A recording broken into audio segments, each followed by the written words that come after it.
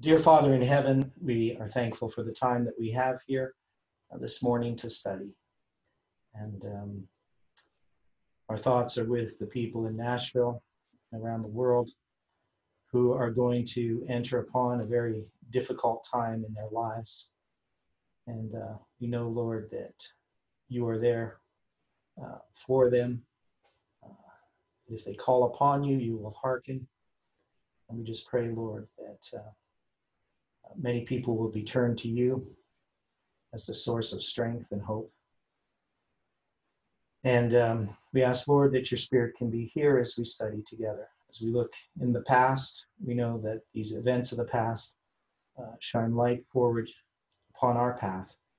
And we just ask that we can discern things clearly, that you can teach us, be with each person who's studying and the influence that we have with others. We pray this in Jesus' name. Amen.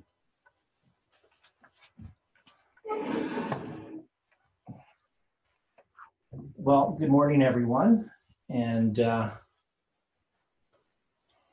we're going to be looking at this history. So I'm just going to draw again this line.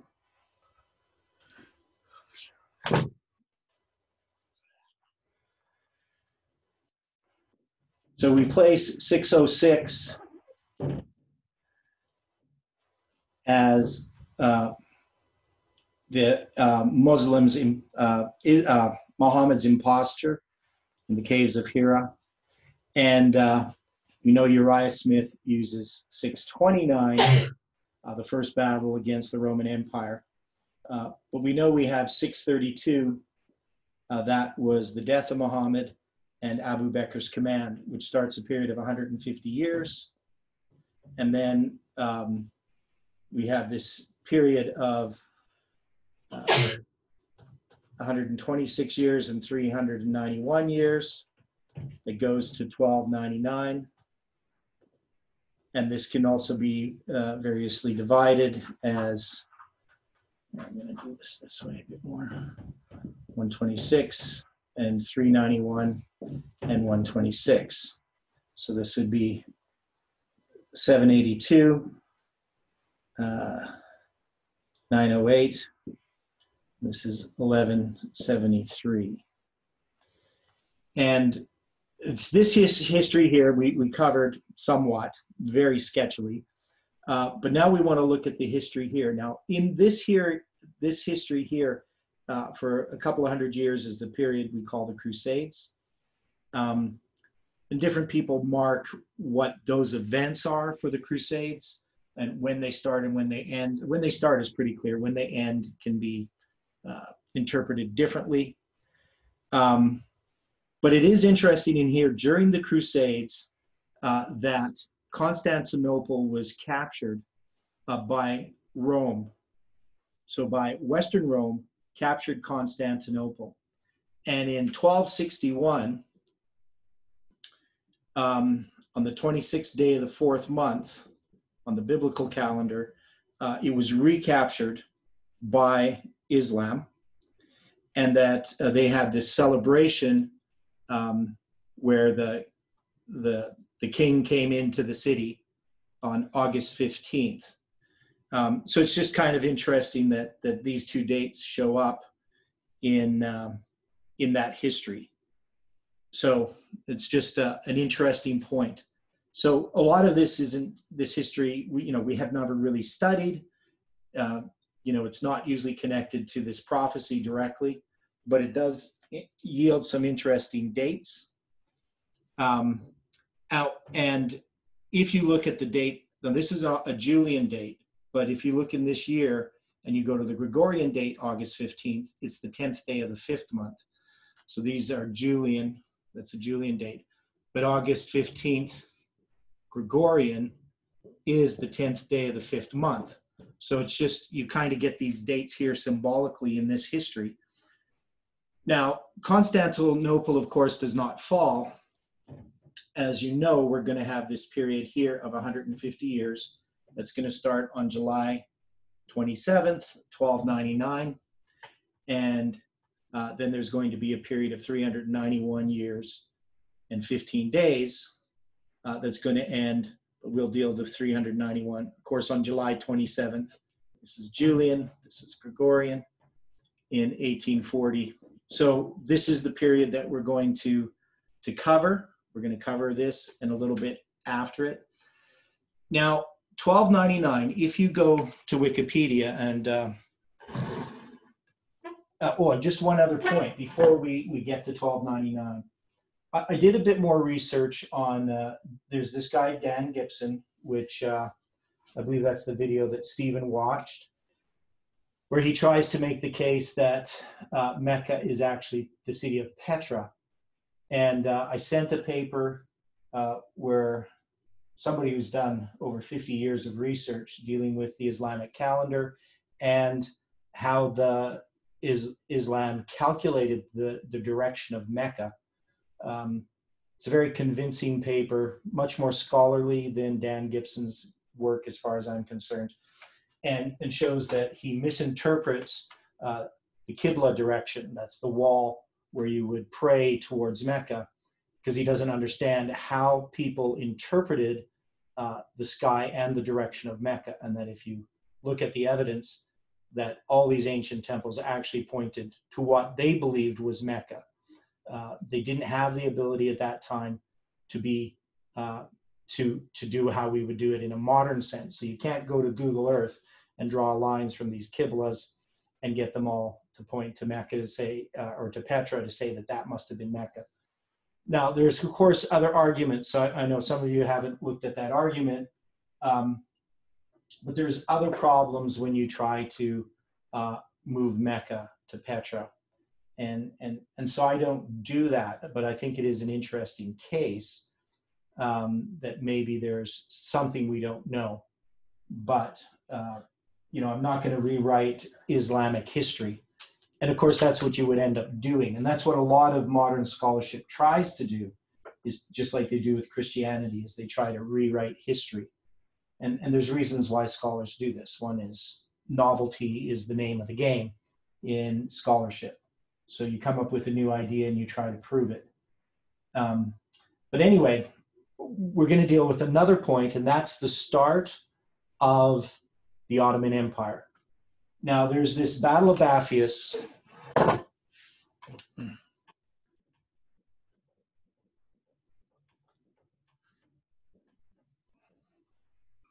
The Battle of Baphius, and we're going to just touch on this a little bit because there's lots of information, but there's a contemporary, a guy who was alive at the time, and he actually writes about that he was there in 11, what did I write? It was 1261, that was the date.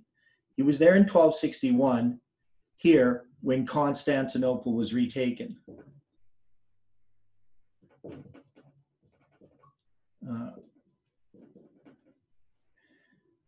And his name is Pachymeres.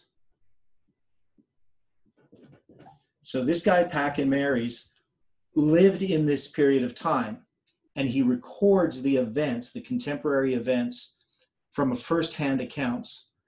In many cases, he was there when Constantinople was retaken, and he lived through this history.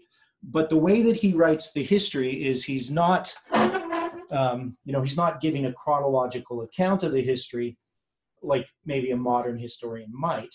I mean, he jumps back and forth between different histories. Now, his work has been translated originally into French, is sort of the main source of Pachymeres' material. It was a French translation.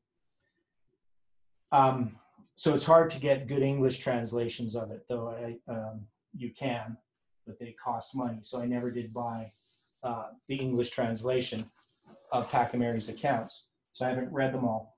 But we have an Adventist scholar. I'm just going to bring up his paper here, which I sent to you. But I'll just put it on the screen.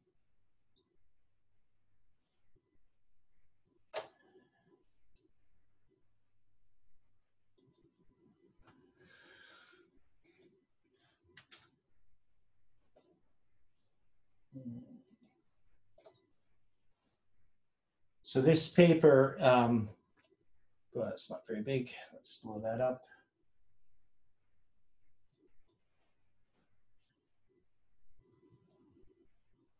So I've read this over a few times. Chronology of events in the history of Pachymeres related to the Battle of Baphius and the beginning of the Ottoman Empire. And it's Dr. Alberto Treye, however you say his name. Now, this paper was written a couple of years ago. It was given at a pastoral retreat on July 31st to August 3rd, 2017. So 3 years ago, I guess. What time's flying?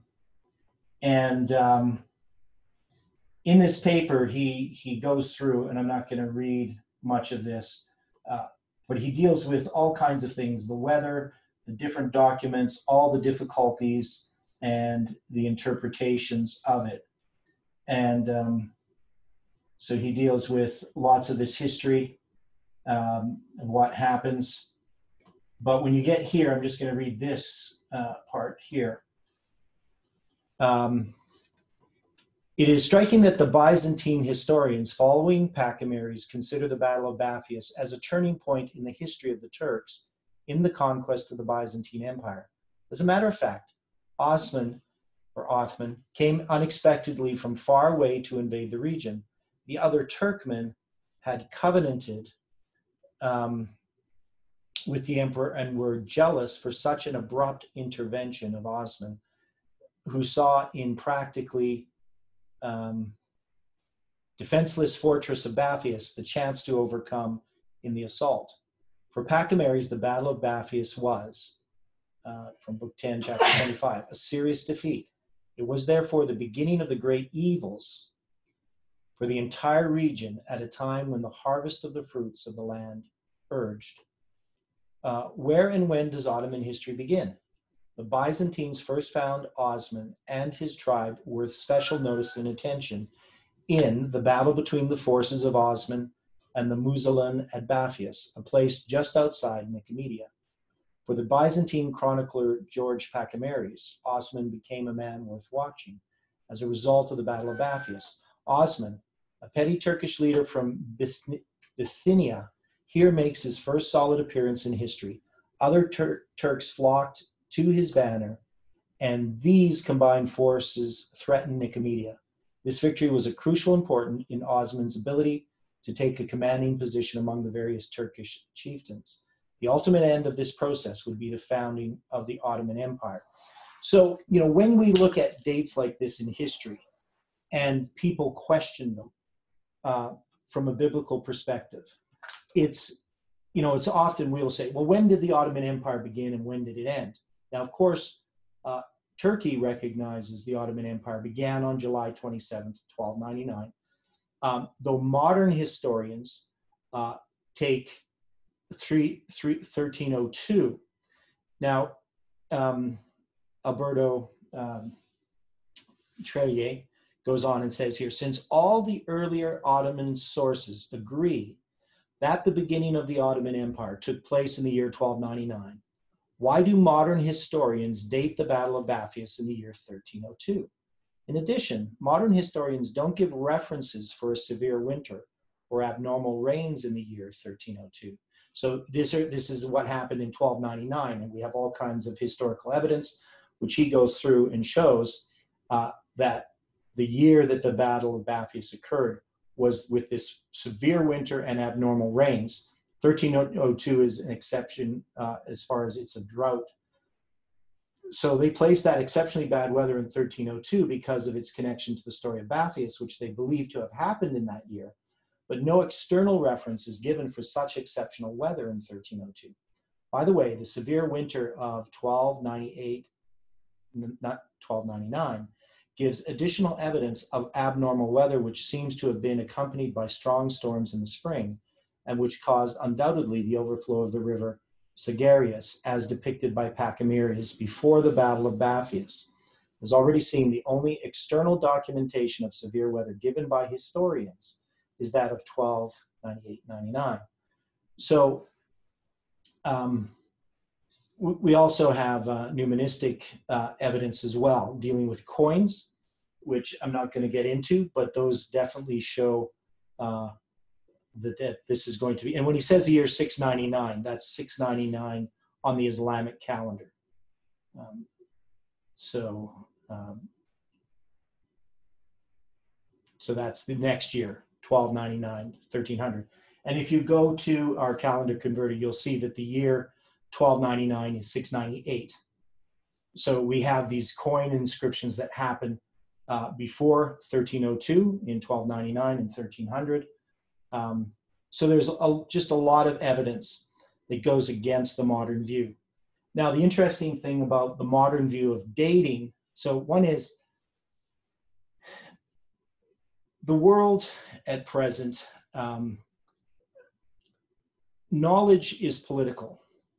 People take positions because of, for political reasons more than because of truth or evidence. And often these dates are created to counteract old beliefs. It's a type of iconoclasm that occurs. It's like the tearing down of statues. And that's what modern historians tend to do. They want to look at something that was established in the past, and they want to find arguments against it. And that we see the same thing with Dan Gibson and other types of scholars who look at events in the past, and if they can find something that's novel, that undoes some long-held belief, they can then make their mark in the scholarly world. And that's just the nature of scholarship, trying to come up with new ideas. Very few scholars actually work hard to establish old ideas. So even when they look at something old, instead of trying to find evidence for it, they try to find evidence against it. So, so there's lots of different information in this paper. I'm not going to look at it all, but there's just tons and tons that we could look at to support 1299. Now, I'm going to go to here. So I just wanted to look at these at 1299. So on the calendar converter, and just show you some things when we deal with July 27th. There we go. So here's July 27th, 1299. You can see it lines up with August 3rd. So at that time, there's 7 days difference between the Julian, that is the Julian is 7 days behind the Gregorian. And we're going to find when we get to 1449 that it's an additional 2 days behind. So July 27th, is it 2 days? Maybe I better check. That makes sense. So I'm just going to change this here to 1449. I should have changed the other date. But yeah, you can see here it's going to be an additional 2 days. So August 5th will be July 27th. We're in 1299. July 27th is August 3rd. Now, this is an important point, obviously, when it comes to this alignment that occurs between the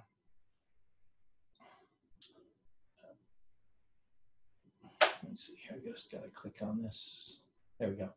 So this alignment that occurs between the biblical calendar here, see the 26th of Tammuz in 1299, and July 27th. So in order to, I'm just going to do this, I'm going to do 549. Oops. Not sure. Oh, that's why I'm typing on the wrong computer screen. So when I go to the 26th of Tammuz in 1449, I get July 27th. But that's a Gregorian date. Now, you can see it's also July 18th Julian. So here we have 3 dates that line up. July 18th Julian, which we have in 2020, July 27th Gregorian, and the 26th day of the 4th month. Now you can see that the rabbinic calendar is a day off. It says Tammuz 27 is July 27th. And this is because it's a calculated calendar. It's not based on observation of the moon. And you can see here that the Islamic calendar has the date, the 27th day of the 5th month, Jumada Ula. And that date, you can see it's 853. And if we went back to this 1299 date, so that was, you can see that it's 698 on the Islamic calendar when we go to the 26th day of the 4th month. And you can see in this case, it's Av 27. So the Hebrew there has a completely different month. It's not even the 4th month. So you're going to see these things when you look at the calendars. You're going to see them lining up in different ways. Now, the important point here is in 1299 is that we have this date, July 27th, which is the start of the period of 150 years. And I'm not going to go through this period of history because there's a lot that happens. But during this time, with the rise of the Ottoman Empire, Islam is finally united under a king. And that Bible verse that we looked at last time, or at least we mentioned, was in, I remember it, well, here, I'll just type it in.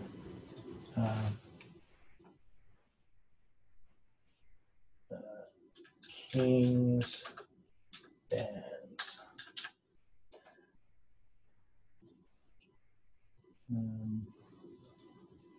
King, it should be king, not kings.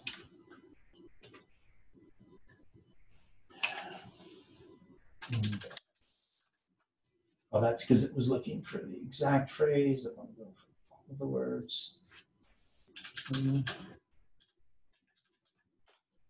Yes, so this was Proverbs 30:27. And it says, the locusts have no king, yet they go forth all of them by bands. And we know in Revelation chapter 9, it's talking about these locusts.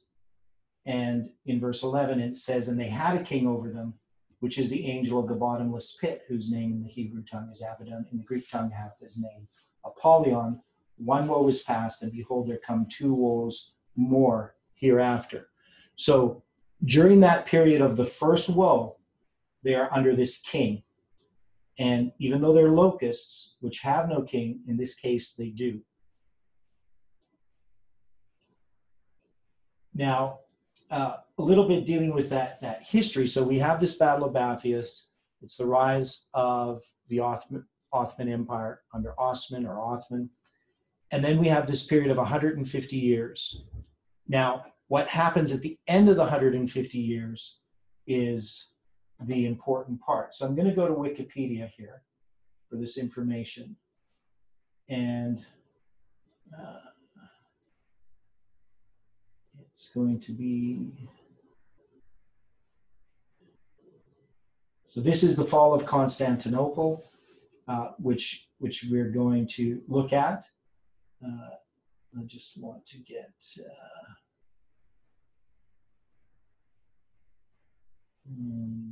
we're going to look at that siege here, but I want to look at Constantine the 11th. Now, in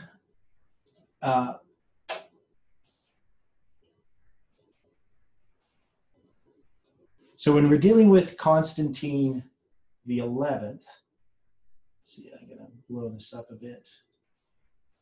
That's nice how it works. You'll see his name is Dragaces Paleologos. Now, when you're reading in the Pioneer writings, they were quoting from a guy named Alexander Keefe, his book on I believe it was his book. I can't remember now if it was his book or not. It says in one of my papers whose book it was. I think it was Alexander Keefe's book on the history of Islam. It might have been someone else's. But anyway, the book that Josiah Litch was quoting from, or the material that he was quoting from, was secondhand.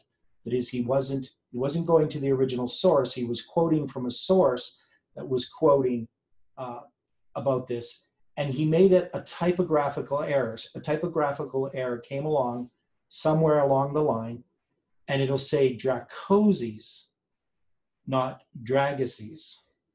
And Ellen White, when she quotes Josiah Litch, she keeps that typo in because she's just quoting him. But it's actually Constantine the 11th Dracazes Paleologos. So this is the king who is the last king of the Eastern Roman Empire. And what ended up happening, for him to take the throne, he felt that he needed the approval of the Turkish sultans. So he wasn't going to just take the throne. Now, I mean, this seemed like a prudent move on his part. You need to get the support of the people around you who could threaten you. And so he ended up taking the throne only after getting the approval of the Turkish sultans. Now, I'm not going to go through this whole history here, but I just wanted to look at the date.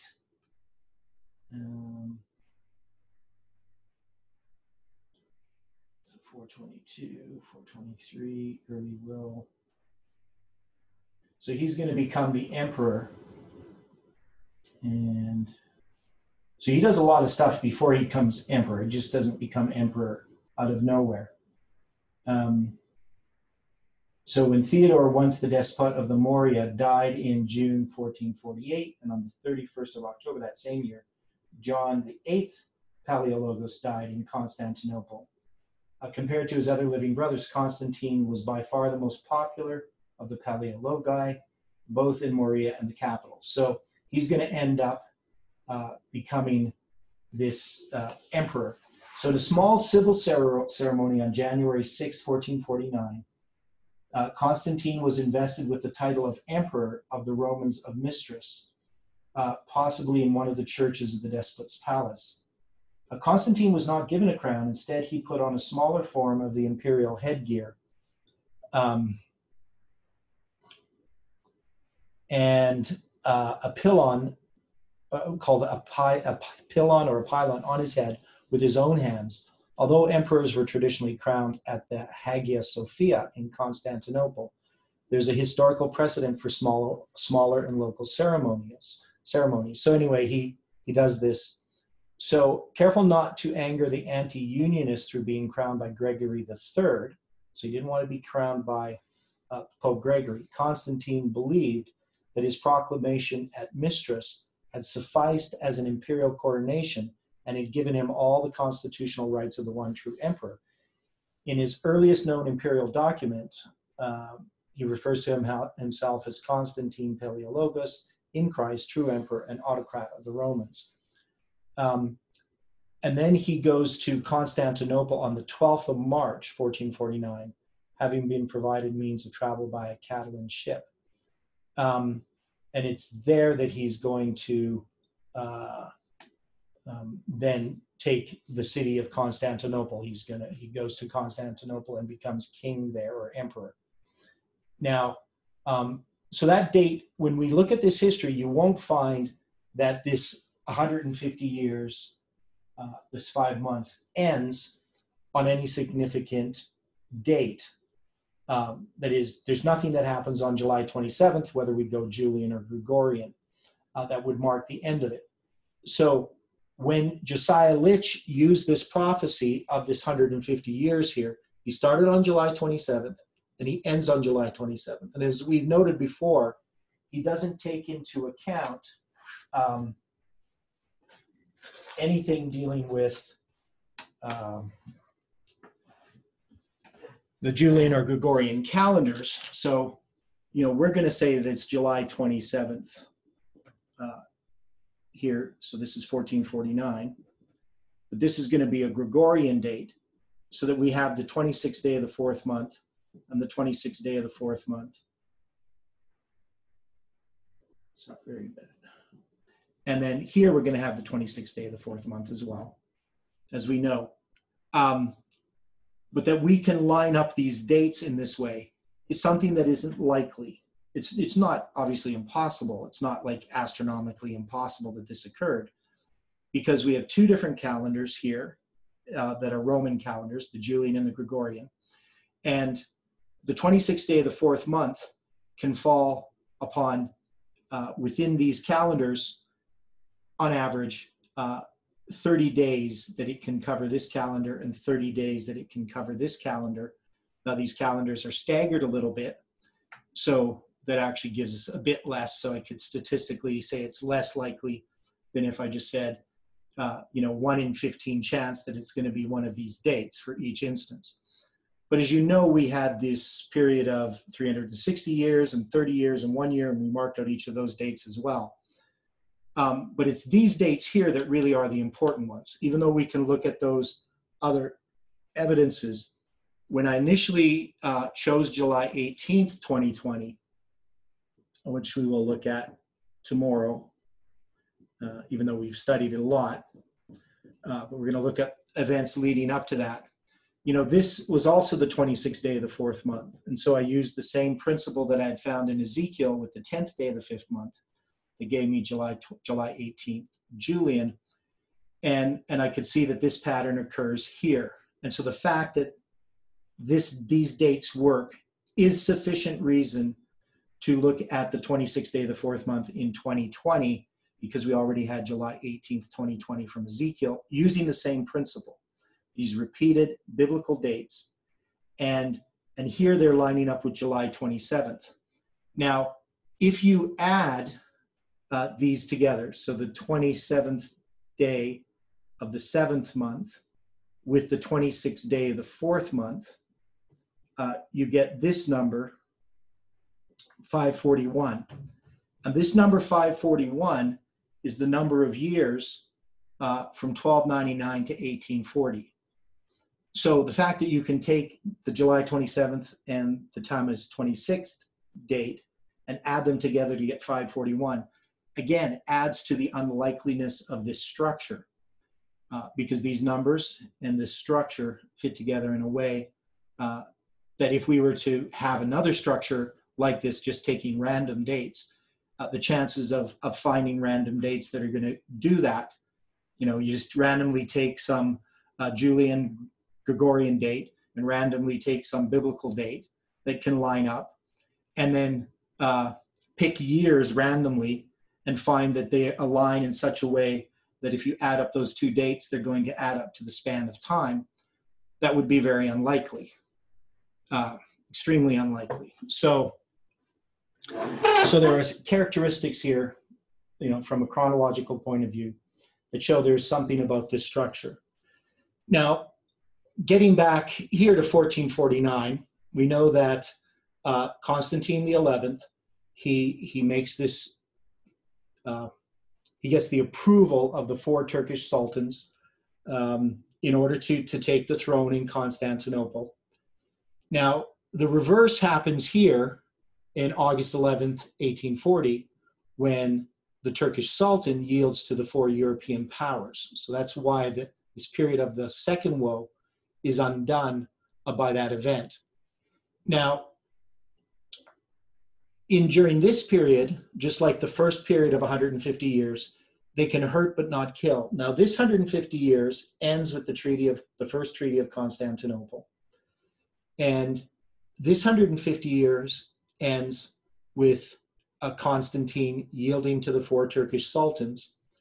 But then we're going to have a period of time here. So what happens about 2 years after the sultan, the main one in charge, ends up dying, and another sultan becomes in charge, a guy in Baghdad.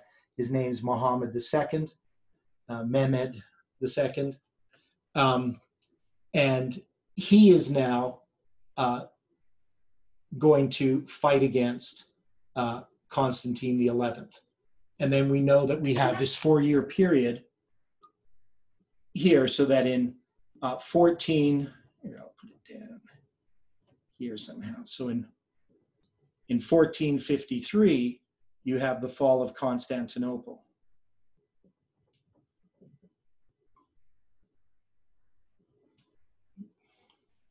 I forgot the end there, so. Constantinople falls, and this means that they can be killed. But this brings an end to the Eastern Roman Empire. Now, when we look into this history, you'll see that the end and the beginning are declaring each other. So when you have this event in 1840 on August 11th that undoes this second woe, you're going to have a period of time before the seventh trumpet begins, because it's not going to start till October 22nd, 1844. But we would expect that the fall of Western Rome is going to, or not Western Rome, modern Rome is going to be connected with that event.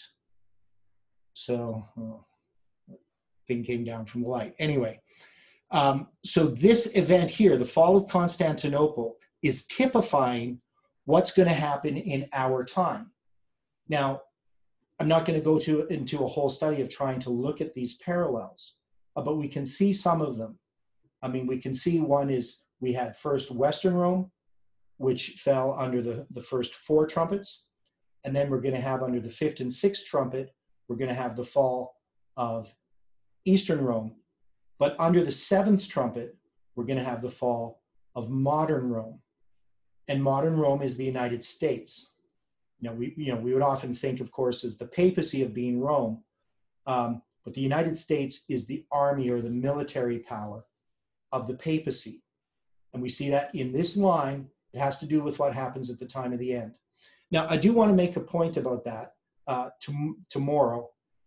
So somebody needs to remind me about the time of the end if I forget. But understanding this parallel about the time of the end and what it means as far as all of the events that follow, because it's an important point. I just don't want to make it now, but I'm pretty sure I'll remember. I'm hoping I'll remember because it's one of my main points. But so anyway, when we get back to this history here, we know that there is a weapon that is bought. So we know that explosives are involved. We know that where this weapon was designed, which was, I believe, in Germany or Austria or someplace like that. People can correct me on that if I'm wrong about it. But this idea of this weapon that then could take down the walls of Constantinople, this cannon. So we can see a parallel in that with what's happening in our history. So we have the atom bomb, which is the new weapon of our history. And that weapon is what's going to be taking down the United States initially, at least try to take it down. I mean, there's more to it than that, but that's part of it. And so when we look at Constantinople in trying to understand the symbolism of it, that's why I went back to this retaking of Constantinople. And what we see in history is that history repeats itself. But every time it repeats itself, details are added. So, we often say history is repeated. But when history is repeated in our time, all the different elements of these different histories, these different details, start coming together into our history. And we can see in this retaking of Constantinople, this fight between we could even go back into the beginning of the 13th century. I think it's like 1204 when Rome actually takes it during the Crusades, which some people mark as the end of the Crusades. So they have Constantinople, and then it's taken back. And you can see this back and forth in this period of the Crusades, this back and forth, taking of Jerusalem, taking of Acre, these different cities that were conquered at different times, these different crusades. There's lots of history there that we don't have time to cover. But all those histories give us details about what's happening in our time. And I've thought about it a little bit, trying to understand, why this is. Now, in understanding these repeats of history, we know that it's the effect of every vision. So we have all these biblical prophecies that obviously the events that are fulfilled by biblical prophecy are going to be repeated. But we see it also just in secular history, these battles and these wars, that events occur, even if they're not directly referenced in prophecy, we just see these patterns repeating. And, some people could argue it's just that our mind sees patterns and we bring out these certain details. And if we brought out different details, we might not see these patterns. I don't know if that's true or not. I know our mind does recognize patterns. But when it comes to things like these dates, which are a little more objective, these patterns are mathematically calculable. And so we can then know that how likely or unlikely they are. Where more subjective things, you can't really measure how likely it is that certain things repeat in history.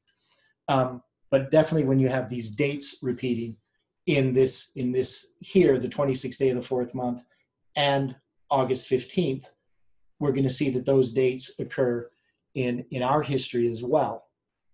Somebody had pointed out to me, they sent me a photo.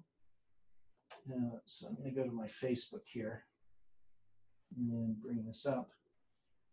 But they were watching a video on what happens during a nuclear attack. So I'll share this with you. It's just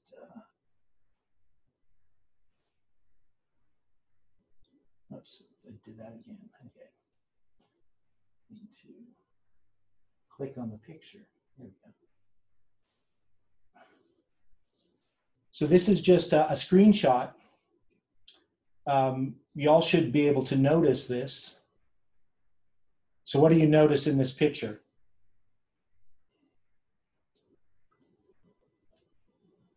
August 15. Yeah, so it's kind of an interesting point that you see August 15th just stamped on this steel girder. Not sure why it's stamped there. But he noticed this when he was watching this video, and so he just took a screenshot of it. And I find this interesting. You have this documentary. When I looked at a documentary dealing with the first nuclear explosion, the first nuclear test, which was July 16th, 1945, and the video, now that date is the 5th day of the 4th month. It's midnight. But it was interesting that in the video, when they get to the beginning of July 16th, they go midnight, July 16th, on the screen. It's an older show, so it's just a big print on the screen, midnight, July 16th. So they obviously have no connection there that midnight has any symbolism with Millerite history and with what we're doing, and that we're going to be watching this video and connecting it to midnight from Millerite history. So I just think it's interesting. Yeah, I mean, obviously there's lots of things in a video that we could see. We could probably see other dates and numbers and them not have any significance. But it's just interesting that this August 15th date shows up in this picture. So, what that all means, I don't know, except that I can say that when we look at these dates, and we only have several when it comes to Islam. We have the 26th day of the 4th month, we have July 27th, and we have August 11th, and and July 18th. But we could say we have August 15th because midnight and the midnight cry. And in our history, we would say that this event, event on July 18th is August 15th from Millerite history, that it symbolizes the midnight cry. But of course, it symbolizes other things too. July 18th also is the empowerment of a message, I would say, just as August 11th is in 1840. So it parallels August 15th in some ways. It parallels August 11th, and it parallels July 27th and the 26th day of the fourth month. So we have all these different symbols tied together in our history. Now, Theodore, yes. With respect to the missile and the cannon, the Urban, what's his name? Urban, the cannon maker. Yeah. Cannon maker. I went all the way back in my study of the missile. And okay. You've heard me take that missile apart. It is a United States Tomahawk missile. It is a Russian warhead with United States uranium in it. The atom was at Oak Ridge. That bird's going to come back to nest in Nashville. It'll have a U.S. fingerprint with and you take the logo of the Titans. You've got the red stars. Russia's in there. You've got two swords. You got God's sword, which is a full sword, and then you've got the broken sword, which is on the shield. Yeah. That breaks that. The missile of Islam is broken. Yeah. So Chuck, the thing is, your interpretation, it could be right. I'm just saying it's kind of subjective. Like a person could interpret those same symbols in different ways. We don't have Bible verses that we can compare all these different scriptures and do it. Even though I know you use some Bible verses, I don't see that your view, I don't see it. I mean, I know what you're saying, but I just don't see it. Now, if it comes to pass that it's that way, then you were right. But I don't see the need of it as well. I don't see what evidence it provides for us in trying to make those connections. It was just the two-piece cannon. I understand. Really struck me hard. And Ezekiel 19:12 through the end of the chapter tells about a broken missile. Okay. And God breaks it with his fire. Yes, I understand. But we're not going to go there right now. So anyway, Stephen has a quote here. It says, Urban managed to build the giant-sized gun within 3 months at Adrianople, from which it was dragged by 60 oxen to Constantinople. Urban was Hungarian, according to most modern authors, while some scholars also mention his potential German ancestry. So, yeah, but the point is he was not somebody who was Turkish, so this was from the north. So it may have been German or Hungarian, and I'm not, obviously he was Hungarian. But when it comes to the atom bomb that was designed in the Manhattan Project in Oak Ridge, Tennessee, Chuck mentions in a point that this is sort of a payback. And when we look at this, the world history, there's always this back and forth. One group is on top, they're winning, and then another group comes back and they win. And punishment, he that takes the sword shall perish by the sword. And so for the United States to do that nuclear attack on Hiroshima and Nagasaki upon Japan, there's no doubt that they were doing that in response to the attack on Pearl Harbor. But you always have to question, when you do something like that, when is it going to come back to bite you? And I think that's what we're going to be seeing on the 18th or the 17th, is we're going to see that it's going to come back to bite the United States. The things that they have done to other people will happen to them. And that's because they've departed from God. Even though they claim to be Christian nation, they're not acting like a Christian nation. They have too many idols. They're sports, they're Hollywood, stars. And also they have gone into a type of darkness that is only parallel to Sodom and Gomorrah and all the great sins of the past. So it's a licentious, spoiled generation of Americans who do not understand the principles that America was founded upon.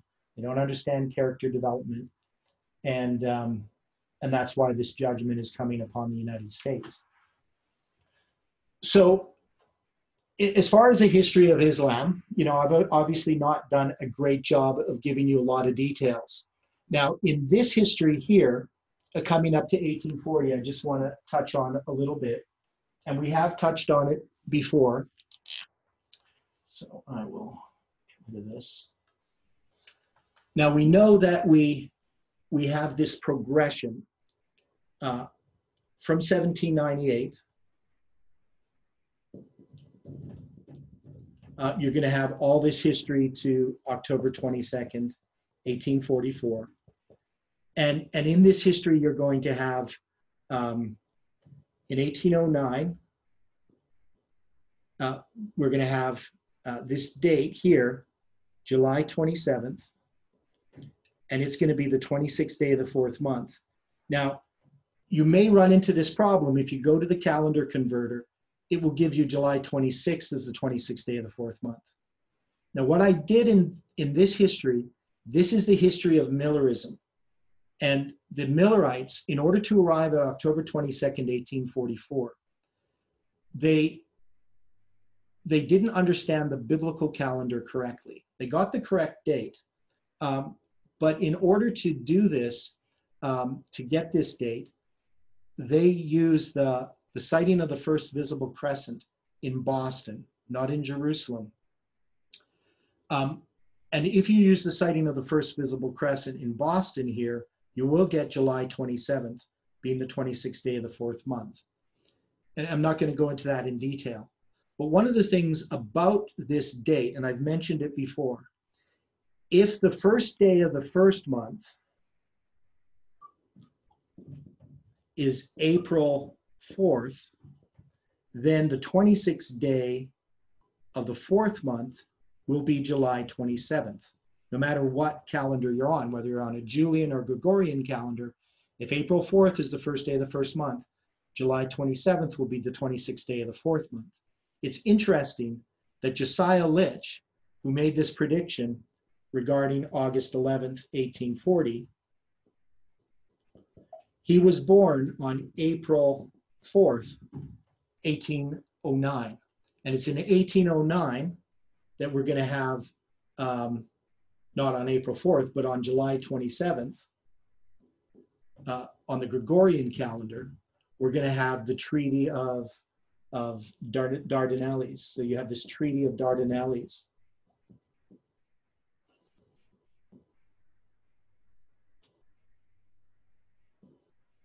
And this Treaty of Dardanelles, the thing about it is this is all what leads to October 11th, 1840.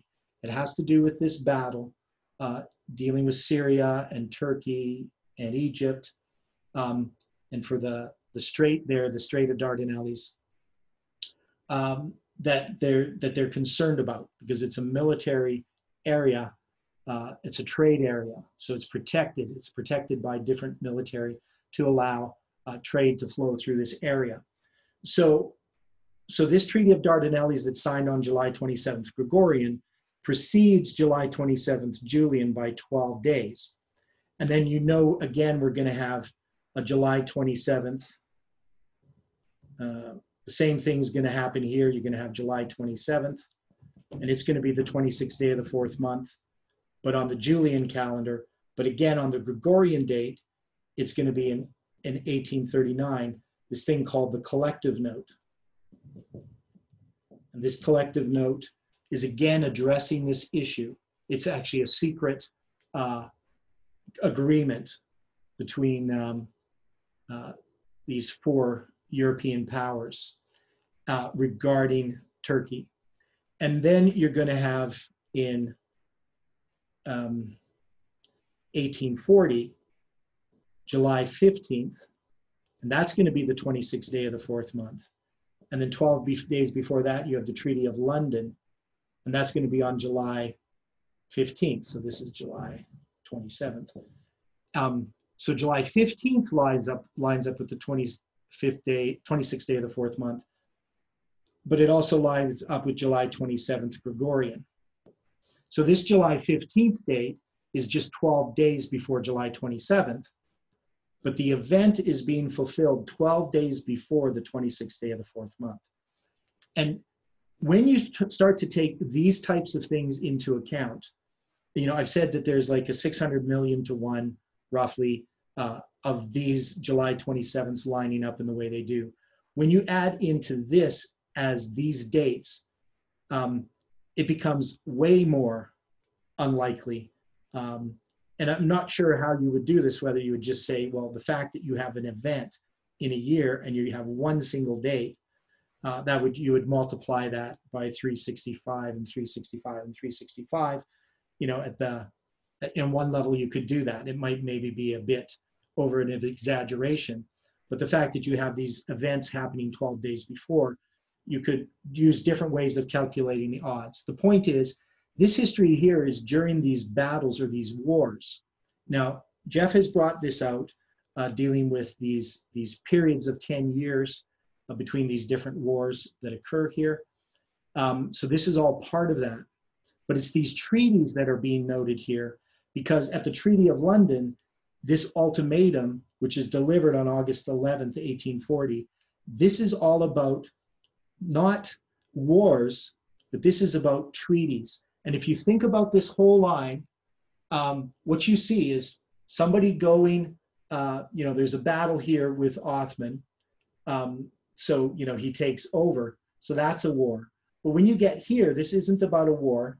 This is about Constantine the 11th yielding to the four Turkish sultans. All of this is about treaties. It's about agreements. It's about politics, not about battles. And I think that's an interesting point in this history that needs to be understood. So that's it, as far as it's not much history compared to what there would be if we really looked at this history. And I read a lot of it, but there's just not time to present it. So Stephen has a note, which I'm going to read here. From and including Friday, April 6, 1453, Julian, but not including Tuesday, October 22nd, 1844 on the Gregorian calendar, results in 143,000 days, beginning of the Siege of Constantinople in 1453 to the shut door of 1844, 1,000 days, or 144,000 minutes short of 144,000 days. So that is a really interesting point. So I'm not sure everybody understands that point, but when we look at the number of days, we're going to be short from the beginning of the Siege of Constantinople to the shut door of 1844. It's going to be 143,000 days, which is 1,000 days short, which is 144,000 minutes short. It's 1,440,000 minutes short, pardon me. I knew I was saying something wrong. Yeah, so but still you have that number. So it's short of 144,000 days. And 391 years, 6 months, 16 days, excluding the end date. So what he's doing here is, instead of starting at July 27th, 1449, and counting 391 years, he's starting from that Siege of Constantinople in 1453, and then you go to October 22nd, 1844, and it's 391 years, 6 months, and 16 days, excluding the end date. Now, Chuck asked the question, what treaties deals are being made leading up to July 18th? Which is a good question. There's obviously lots of treaties and deals being made. So that's probably something to look into on how we would relate what happens in our history to these treaties. We know Trump is all about making these treaties.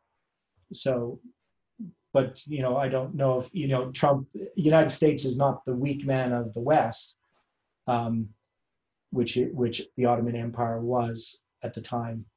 So we have to look at these parallels in context, trying to understand what's happening. So it's a good question. So anyway, that's like not a very good study on Islamic history, but it does give you some of the key points that we've gone over in the past, and just tries to tie them together. So hopefully that was helpful. So let's close with prayer.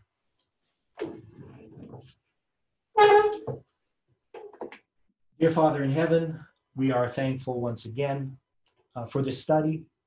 And we know, Lord, that there's still much that we need to learn. The one thing we know is that we know so very little.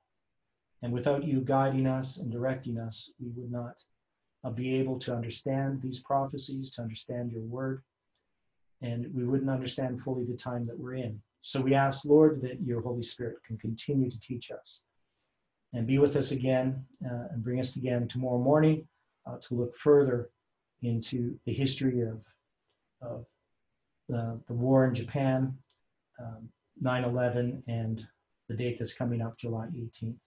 Help us to understand these things, we pray, in Jesus' name. Amen.